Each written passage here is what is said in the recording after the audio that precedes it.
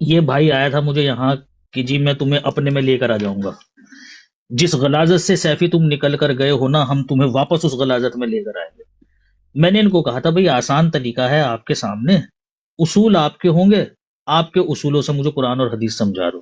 پچھلے 2.5 گھنٹے ہو گئے ہیں، یہ پریشان ہو رکھا ہے۔ اصول اس کے ہیں، یہ جو میں قرآن اور حدیث سمجھنے کی یا 2 حدیثوں کو سمجھنے کی میں کوشش کر رہا ہوں نا، اس میں میرا اصول نہیں ہے، اس میں نے اصول وہی اختیار کیا ہے جو یہ یہاں آ کر کرتے ہیں جب جماعت احمدیہ کی صداقت کو پرکھتے ہیں، وہی اصول اختیار کیا ہے۔ ان اصولوں پر یہ پورا اسلام تو چھوڑیے، آپ مجھے 2 حدیثیں نہیں سمجھا پا رہا ہے۔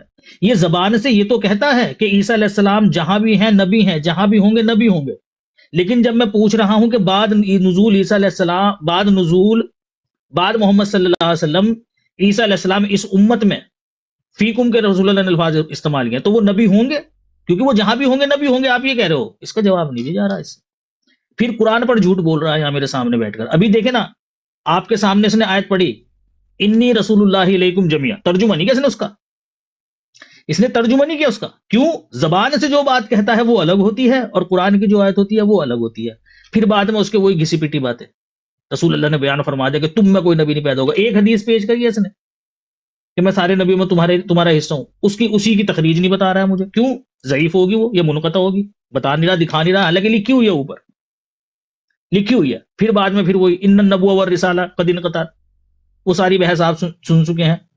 اسی طرح کہ بھئی لا نبوۃ بعدی، میرے بعد نبوت نہیں ملے گی، ترجمہ خود سے کر رہا ہے۔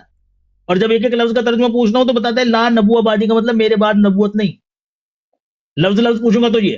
لیکن جب اپنے عقیدے کی بات آئے گی تو خرافات پھیلائے گا کہ نبوت نہیں ملے گی۔ ترجمہ پوچھوں گا کون سے لفظ کا نہیں ملے گی، اس کا جواب نہیں اس کے پاس۔